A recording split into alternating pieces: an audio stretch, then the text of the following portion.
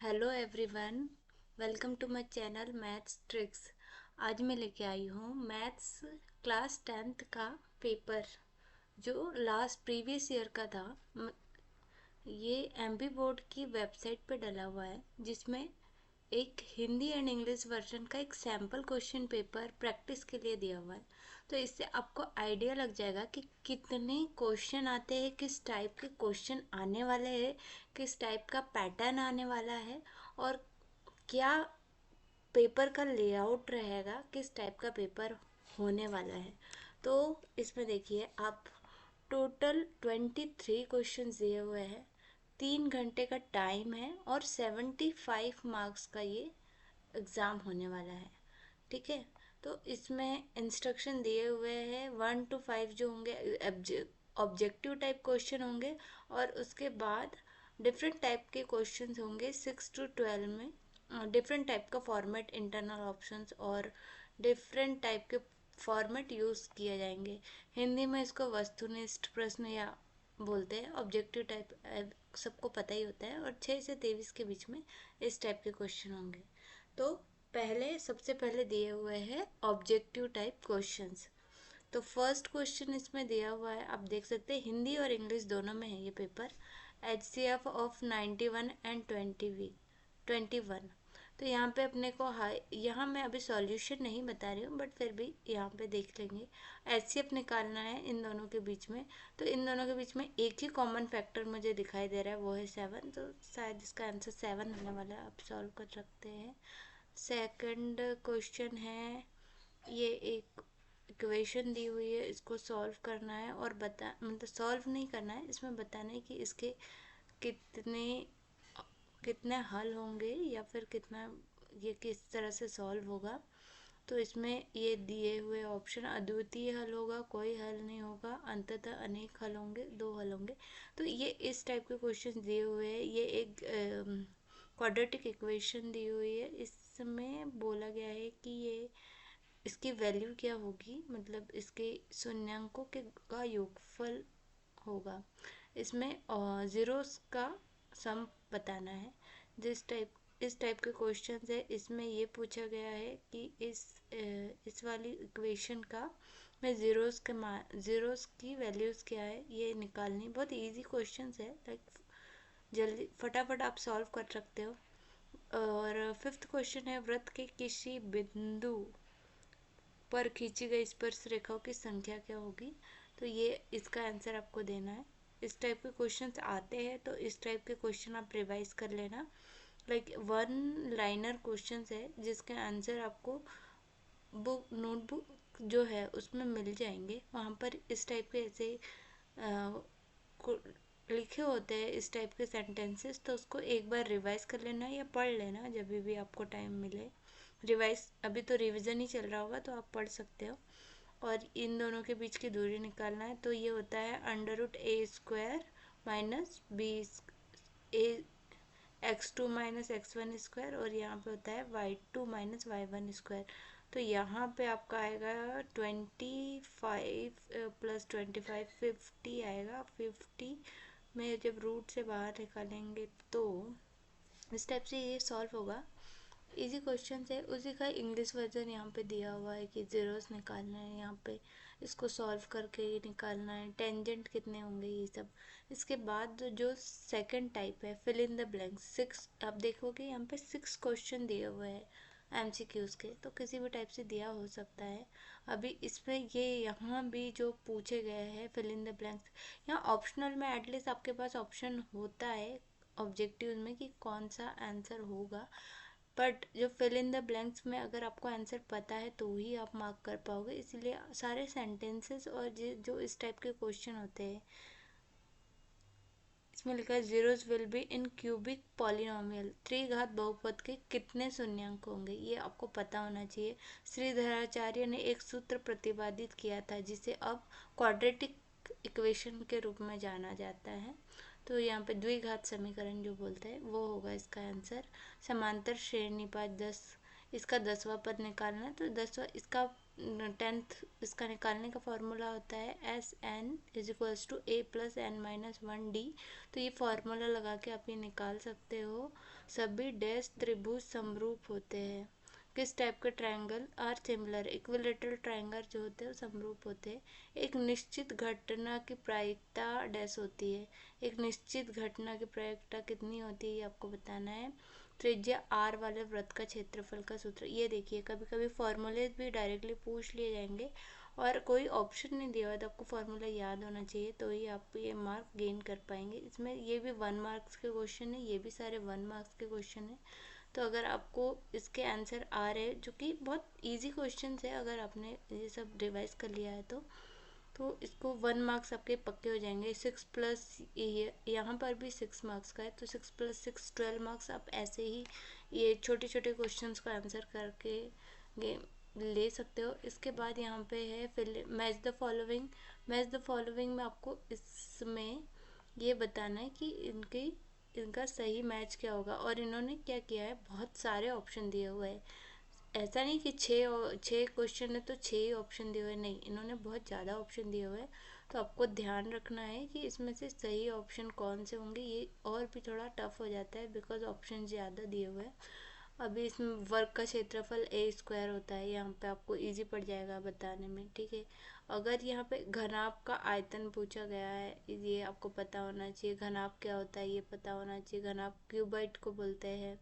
Volume of the qubit पूछा है। Volume of the qubit, qubit में भी सारे जो होते हैं वो ए ही होता है, मतलब सारी जो साइड्स होते हैं उसकी वैल्यू एक जैसी होती है, तो एक क्यूब इसका आंसर होगा।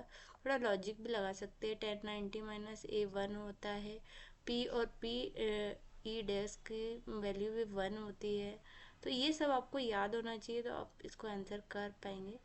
लाइक इसकी वैल्यू ये कॉट ए होगी, 1090 - 1 की वैल्यू कॉट होगी, sine square plus cos square की वैल्यू 1 होगी। तो ये सारे आप आंसर कर पाओगे अगर आपको पता है। तो यहाँ पे भी इसकी वैल्यू 5 होगी क्योंकि 5 कॉमन आ जाएगा और यहाँ पे 1। तो इस तरह से आप इसको आंसर कर सकते हो। 4th टाइप के जो क्वेश्चन है इसमें एक और कैटेगरी दी गई है, तो मतलब 1 मार्क्स के आपको बहुत सारी कैटेगरी दी गई है। इसमें से कुछ भी पूछ सकते हैं। और यहाँ पे लिखा गया है, जैसे इसमें क्या लिखा है, प्रत्येक शब्द का एक शब्द या वाक्य में उत्तर दीजिए। तो आपको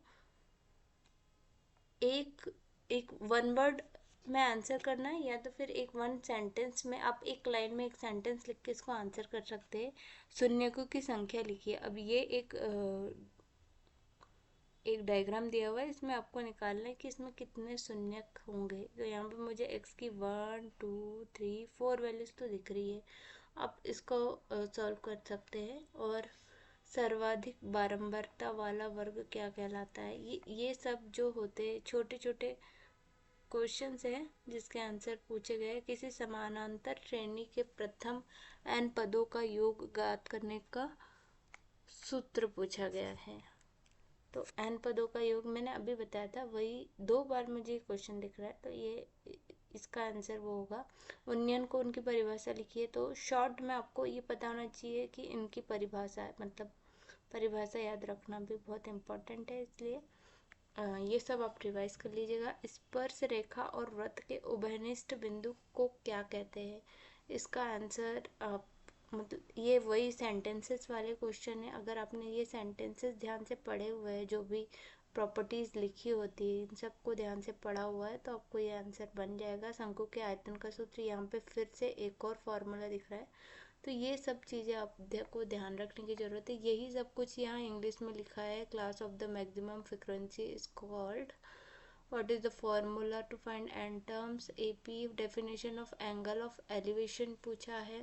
what is called the common point of the tangent and the circle, write the formula of volume of cone. तो ये सब आपको पता होने चाहिए। अब 1 मार्क्स के डिफरेंट पैटर्न्स है, इसमें से किसी भी टाइप का पैटर्न आपसे पूछा जा सकता है, तो आपको याद रखना है।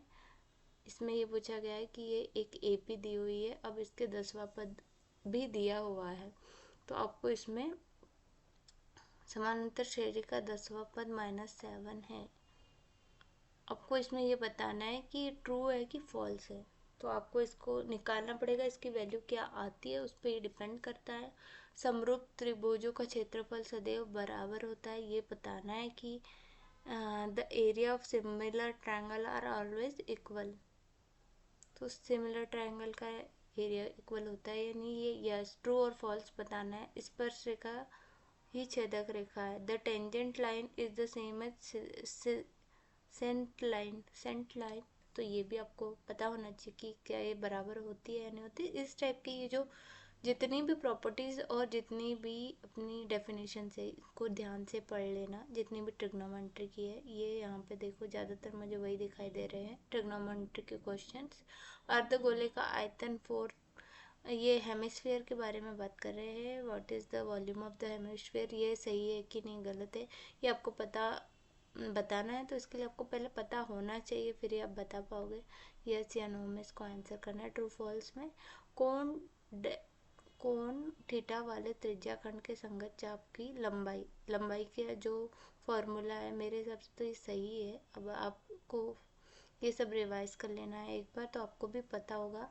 दो समरूप त्रिभुज की संगत भुजाएं समानुपाती होती है, ये इन्होंने एक सेंटेंस दिया है, ये एक प्रॉपर्टी है समरूप त्रिभुज की, तो ये आपको पता होना चाहिए। तो आप ये ट्रू और फॉल्स में आंसर कर पाओगे।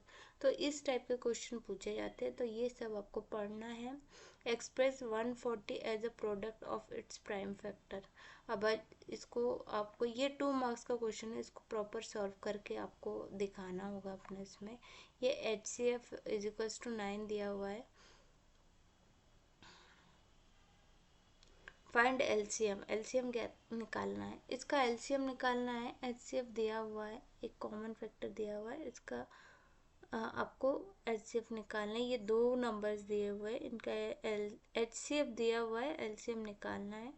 तो ये भी इजी है, इसको स्टेप बाय स्टेप आपको करना है, तो 2 मार्क्स आपको मिल जाएंगे। यहाँ पे इनके शून्य ज्ञात कीजिए ऐसा लिखा हुआ है, तो यहाँ पे उनको कॉमन निकाल के आपको 2 वैल्यू मिल जाएगी, और इसके बाद आप इसके वो फैक्टर्स निकाल सकते हैं। ये भी इजी क्वेश्चन है, इसको कॉमन निकाल के सॉल्व करना होता है। यहाँ पे 4u आप कॉमन निकाल लोगे तो यहाँ पे बचेगा u+2, तो एक तो u+2 हो जाएगा, और एक 4u है तो एक 1/4, इट्स लाइक दैट। ऐसे ही इसको सॉल्व करना है। यहाँ पे find the product of zeros of polymers, इन दोनों में से एक क्वेश्चन करना है। तो आपको जो भी क्वेश्चन अच्छे से आ रहा है, अच्छे से बन रहा है, जो उस क्वेश्चन को आप सॉल्व कर सकते हैं। ये सारे 2 मार्क्स के क्वेश्चन है। अब यहाँ पे ये दिया हुआ है, ये इसकी कंडीशन है, एक बिंदु पर प्रतिच्छेद करती है, 2 समानांतर है तथा संपाती है। तो ये 2 इक्वेशन आपको दी हुई है। अब इसमें आपको सॉल्व करके x और y की वैल्यू निकालनी है। तो या फिर आप ये एक समीकरण ये दिया हुआ है, अब इसको सॉल्व करना है। ये भी 2 मार्क्स का क्वेश्चन है, तो आप ये ज़्यादा से ज़्यादा 6-7 लाइन 5-6 लाइन में हो जाएगा। तो इसको सॉल्व करने के लिए आपको कुछ नहीं करना है, यहाँ पे इसको कट करोगे, यहाँ 2x आएगा, यहाँ 14 + 4 यहाँ पे आ जाएगा 18, तो यहाँ पे x की वैल्यू तो 9 आ जाएगी। ये तो बहुत ईजी लग रहा है मुझे सॉल्व करने में, आप फटाफट इसको सॉल्व कर लोगे तो 2 मार्क्स मिल जाएंगे आपको। और ये एक AP दी हुई है, जिसका A की वैल्यू दी हुई है, D की वैल्यू दी हुई है। राइट, फर्स्ट 4 टर्म्स, और यहाँ पे n की वैल्यू भी दी हुई है, n की वैल्यू 4 है। थोड़ा सा एक बार सेंटेंस को ध्यान से पढ़ना, कई बार सेंटेंस में भी वैल्यू लिखी होती है। तो n की वैल्यू दी हुई है, A दिया हुआ है, D दिया हुआ है। तो आपको निकालना है फर्स्ट 4 टर्म्स की वैल्यूज़ निकालनी है। तो इसको आप वो फॉर्मूले से सॉल्व कर सकते हो, a + n - 1d, और यहाँ पे वो जैसे लगाओगे तो आपको ये मिल जाएगी, 4th टर्म मिल जाएगी। और एक ये दूसरा उसके और में क्वेश्चन है, तो आप दोनों में से एक कोई भी सॉल्व कर सकते हो। और इसमें दिया हुआ है कि इसमें आपको निकालना है first term and common difference of AP। तो इसमें फर्स्ट टर्म तो दिख ही रही है -5 है, और इसमें डिफरेंस भी अपने को दिख ही रहा है कि -1, तो यहाँ पे 4 का डिफरेंस है। 4 का डिफरेंस है, जब जब यहाँ लगाओगे तो यहाँ पे प्लस का साइन हो जाएगा और ये 4 का डिफरेंस है, तो ये इसका आंसर है। उसको थोड़ा प्रॉपर मेथड लगा के आपको लिख देना है, तो ये 2 नंबर आपको मिल जाएंगे। इसके बाद 10th क्वेश्चन इसमें दिया हुआ है के लिए आवश्यक प्रतिबंध लिखिए हैं। What is the necessary conditions. देखो यहाँ तो ये 2 नंबर में क्वेश्चन ही आ गया है, जिसमें आपको 2 त्रिभुजों की समरूपता के लिए आवश्यक प्रतिबंध लिखिए, मतलब जो भी आपके डेफिनेशंस और प्रॉपर्टीज़ है इसके बारे में आपको लिखना है। थेल्स प्रमेय का कथन लिखिए। थेल्स प्रमेय क्या होता है इसके बारे में, थेल्स थ्योरम के बारे में आपको लिखना है। 2 मार्क्स का ये आंसर है, तो 3 से 4 से 5 लाइन तो आपको लिखनी ही होगी। इसके बाद 11th क्वेश्चन में आपको ये 2 वो दिए हुए हैं, बिंदु दिए हुए हैं P और Q, और इनके बीच की दूरी निकालनी है। तो इसका फॉर्मूला आपको पता ही होगा, √x2 - x1 square x2 - x1 whole square plus y2 - y1 whole square. तो ये इससे फॉर्मूले से निकल जाएगा। इसी तरह से ये एक और क्वेश्चन है, और में इन दोनों में से आप कुछ भी एक लिख सकते हो। और इसमें दिया हुआ है कि x और y के बीच एक संबंध स्थापित कीजिए ताकि बिंदु x y बिंदु 7 1 और 3 5 से समस्त दूरी पर हो। तो इसमें एक रिलेशन फाइंड आउट करना है, जिससे x y और ये इनके एडजस्टमेंट पॉइंट रिलेशन निकालना है। तो ये भी 2 मार्क्स का क्वेश्चन है। आप इसको सॉल्व करके इन दोनों में से आपको जो भी इजी लगेगा उसका निकाल सकते हो आंसर। मुझे तो ये इजी लग रहा है, आपकी इच्छा, आपको जो भी अच्छा लगे, जो भी आपको टाइम कम कंज्यूम करे, ऐसा देख कर ही सॉल्व करना जो आपसे इजीली सॉल्व हो जाए। टाइम वेस्ट नहीं होना चाहिए, बस मेरा वो पॉइंट है। तो उसको ये ध्यान में रख के ऐसा क्वेश्चन चूज़ कीजिए जो आपसे इजीली सॉल्व हो जाए। और अगर आपको थोड़ा बहुत भी कंफ्यूजन हो रहा है तो जस्ट इसको छोड़ दीजिए, आप नेक्स्ट क्वेश्चन पे आ जाइए। फिर लास्ट में आप टिक करके रख सकते हैं कि ये क्वेश्चन मेरे छूटे हुए, तो आप बाद में उनको सॉल्व कर सकते हैं। अब नेक्स्ट क्वेश्चन पे आते हैं। इन दोनों के मध्य बिंदु ज्ञात कीजिए। इसमें आपको इन दोनों का मिड पॉइंट निकालना है, तो मिड पॉइंट का फॉर्मूला लगा के आप निकाल सकते हो। और इसमें क्या पूछा है, ये दोनों मिलाने वाले सेगमेंट जॉइनिंग मिलाने वाले रेखाखंड को 2:3 के अनुपात में विभाजित करता है। इसमें आपको निर्देशांक कोऑर्डिनेट ऑफ द पॉइंट निकालना है। तो इसका फॉर्मूला, इसमें रेशियो भी दिया हुआ है, तो आपको इसको उससे निकाल सकते। तो आपको जो भी इजी लगेगा इन दोनों में से एक क्वेश्चन करना है। इसके बाद नेक्स्ट क्वेश्चन है, यदि साइन ए की वैल्यू दी हुई है 3/4 है, तो कॉस है और टेन ए का मान परिकल्पित कीजिए। तो आपको इनकी वैल्यूज़ निकालनी है। आपको साइन की वैल्यू ऑलरेडी दी हुई है। ये भी 2 मार्क्स के क्वेश्चन है, मतलब ये इन्होंने सैम्पल पेपर दिया है कि इस टाइप के क्वेश्चन पूछे जा सकते हैं। 10 इतने सारे क्वेश्चन नहीं आएंगे, पर हाँ इस टाइप के क्वेश्चन पूछे जा सकते हैं। 5 सेंटीमीटर त्रिज्या वाले एक वृत्त के बिंदु P पर स्पर्श रेखा पी क्यू केंद्र O से जाने वाली एक रेखा से बिंदु Q पर मिलती है। ओ क्यू की वैल्यू दी हुई है, पी क्यू की लंबाई निकालनी है। तो एक 5 सेंटीमीटर त्रिज्या वाला एक वृत्त है के केंद्र बिंदु P से, वृत्त के केंद्र बिंदु का है P है, और P से स्पर्श रेखा Q पर केंद्र, ये यहाँ पे ये दिया हुआ है क्वेश्चन। इसको सॉल्व करना है। O से जाने वाली एक रेखा को, इसको पूरा अच्छे से पढ़ लेना, आपको समझ में आ जाएगा इस क्वेश्चन में पूछा क्या गया है। और उसके बाद आपको ये वैल्यू भी दी हुई है, आपको पी क्यू की लेंथ निकालनी है। तो ये शायद पाइथागोरस थ्योरम ही इसमें लगेगा, तो उससे से आप निकाल सकते हो। एक बिंदु ए से जो त्रिज्या केंद्र से 5 सेंटीमीटर दूरी पे तथा वर्ष, ये दोनों ऑलमोस्ट सेम ही दोनों सर्कल के क्वेश्चन है। आपको की लंबाई 4 सेंटीमीटर है, वृत्त की त्रिज्या ज्ञात करनी है। इसमें आपको लेंथ निकालनी है पी क्यू की, इसमें और इसमें वो रेडियस दी हुई है। रेडियस अपनी हो जाएगी क्योंकि ओ क्यू जो होगा 5 सेंटीमीटर, इसमें रेडियस ऑलरेडी दी हुई है। इसमें रेडियस निकालनी है। इसमें वृत्त के केंद्र से 5 सेंटीमीटर दूरी पर है, ये दिया हुआ है। और स्पर्श रेखा की लंबाई भी दी हुई है, तो इसमें भी आप वही फॉर्मूला लगा के रेडियस निकाल सकते हैं। ऐसे ही ये एक और सर्कल का क्वेश्चन है, मतलब सर्कल तो बहुत ही इंपॉर्टेंट टॉपिक है, इसको अच्छे से पढ़ लेना। इसमें एक ये दिया हुआ है कि आपको क्वाड्रेंट का सर्कल, मैंने ये सारे क्वेश्चंस एमसीक्यूज में सॉल्व भी कराए जिसको आप देख सकते हो। इसकी परिधि दी हुई है 22 सेंटीमीटर है, तो इसके हाफ वो इसमें फिर फॉर्मूला लगा के आप निकाल सकते हो। सेम क्वेश्चन मैंने करवाया हुआ है। एक पासे को एक बार फेंकने पर अभाज्य संख्या आने की प्रायिकता क्या है, मतलब इसमें ऑड नंबर की प्रोबेबिलिटी, प्राइम नंबर की प्रोबेबिलिटी पूछिए, तो आपको इसके लिए प्राइम नंबर कौन कौन से होते हैं ये पता होना चाहिए, तो आप इजीली निकाल सकते हो। और ये एक और प्रोबेबिलिटी का क्वेश्चन है, इसमें पूछा गया है कि सफ़ेद कंचा निकालने की प्रायिकता निकालिए। तो सफ़ेद है अपना 8 टाइम है, और ये टोटल वैल्यू, तो यहाँ से ये ऐसे निकल जाएगा। प्रोबेबिलिटी भी इजी आई होगी इसमें, क्योंकि अपने को ये दिया हुआ है कि यहाँ पे सफ़ेद मतलब नंबर ऑफ पॉसिबल इवेंट 8 हो जाएंगे, और इन सब का टोटल कर दीजिएगा तो ये इसका आंसर हो जाएगा। अब ये दिया हुआ है कि ये सेम प्रोबेबिलिटी में मैंने क्वेश्चन कराया हुआ, तो आप वो देख सकते हो, वहाँ से आपको आइडिया लग जाएगा इसके बारे में। एक पासे को एक बार फेंकने पर विषम संख्या आने की प्रायिकता, ये क्वेश्चन भी मैंने अपने एमसीक्यूज में कराया हुआ है प्रोबेबिलिटी में, तो आप वहाँ देख सकते हो।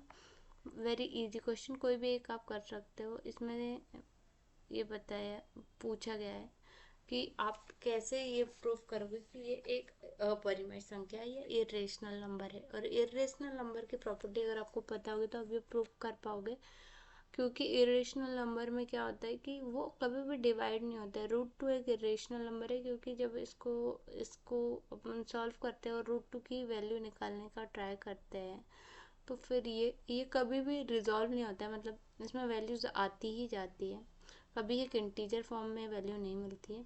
तो ऐसे ये प्रूफ कर सकते हो आप।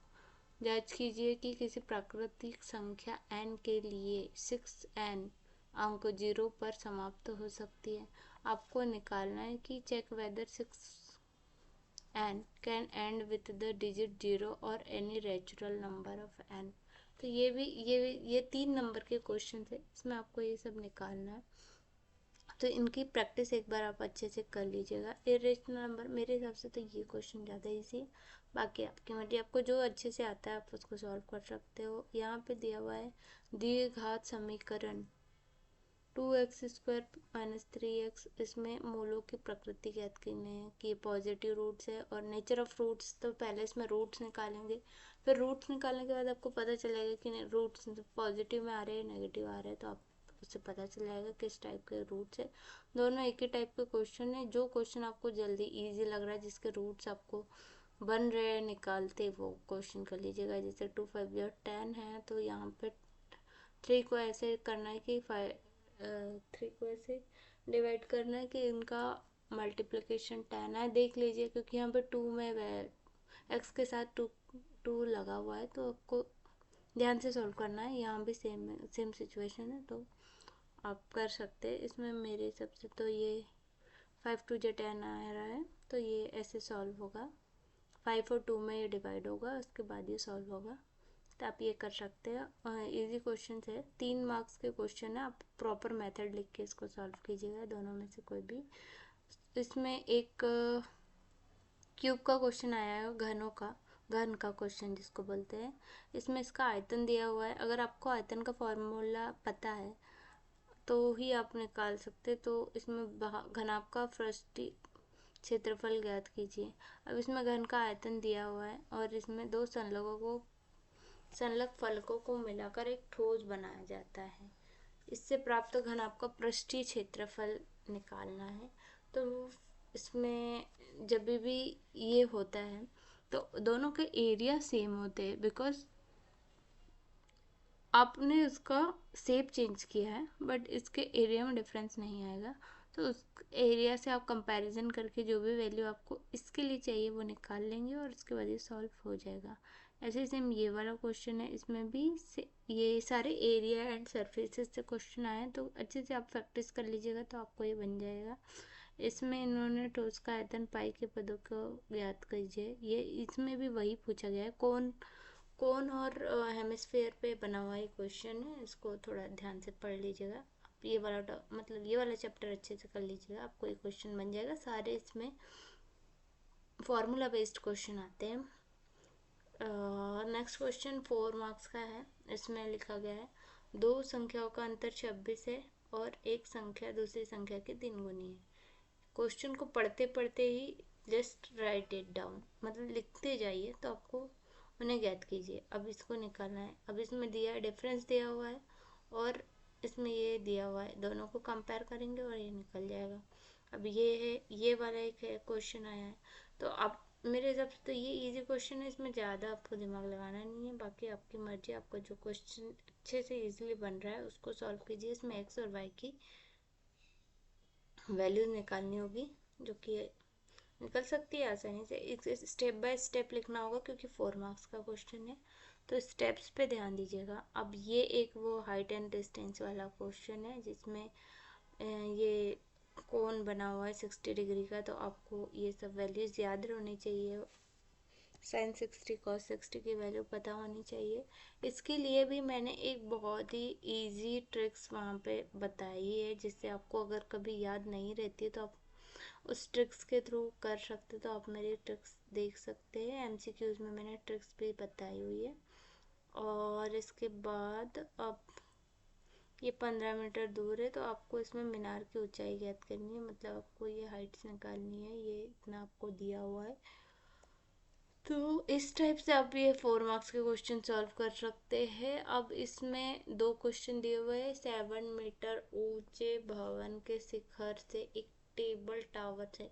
इसमें बहुत सारे 1 मार्क्स के क्वेश्चन है जो मैं नोटिस कर पा रही हूँ, और इसमें मैंने देखा है कि बहुत कम ऐसे सॉल्विंग क्वेश्चन है। तो आपको उस पार्ट पे बहुत ज़्यादा ध्यान दे रहे हैं, क्योंकि 1 मार्क्स अगर आपने आज निकाल लिया, इजीली सॉल्व कर लिया, वो क्वेश्चन भी छोटे हैं, अगर वो सॉल्व कर लिए तो आप बहुत अच्छा स्कोर कर पाओगे। और यहाँ पे एक दिया है 7 मीटर का एक बिल्डिंग है, उस हाई बिल्डिंग है, उसमें ऊंचा भवन है, उसके शिखर पे एक केबल टावर पे कोन बना हुआ है 60 डिग्री का। उसके बाद का ये, इसमें वो पहला क्वेश्चन उन्नयन कोण का है, तो वो ऐसा बनता है, और अवनमन मतलब नीचे की तरफ देखते हुए बनता है। तो यहाँ पे इसकी वैल्यू 45 डिग्री आएगी इस कोण की, और वो वाले इसमें यहाँ पे आएगी। तो ये 45 डिग्री का एंगल बनेगा। यहाँ पे इन्होंने टावर की ऊंचाई निकालने के लिए बोला है, जो कि 45 डिग्री नीचे 7 मीटर हाइट बिल्डिंग से वो टावर की तरफ देख रहा है। तो ये इस तरह से ये बनेगा क्वेश्चन। इसको आप पहले अच्छे से पढ़ के इसका एक डायग्राम बना लें, फिर इसको सॉल्व करें, आप इजीली सॉल्व कर पाएंगे। और ये आखिरी क्वेश्चन आया है स्टैटिस्टिक्स से, जो कि हर बार पूछा ही जाता है। स्टैटिस्टिक्स से क्वेश्चन आने ही आने हैं, बहुत ही इम्पोर्टेंट ये है, और हाई मार्क्स के क्वेश्चन आते हैं। तो आप ध्यान से एक बार स्टैटिक्स के फॉर्मूले थोड़ा पढ़ ले, तो आपको ये क्वेश्चन सॉल्व करने में, ये रेंज वाला क्वेश्चन है, ये भी रेंज वाला क्वेश्चन है, तो दोनों में रेंज वाला क्वेश्चन मुझे दिख रहा है। तो आप इसको अच्छे से पढ़ लेंगे तो आपके लिए बहुत इजी पड़ेगा। थैंक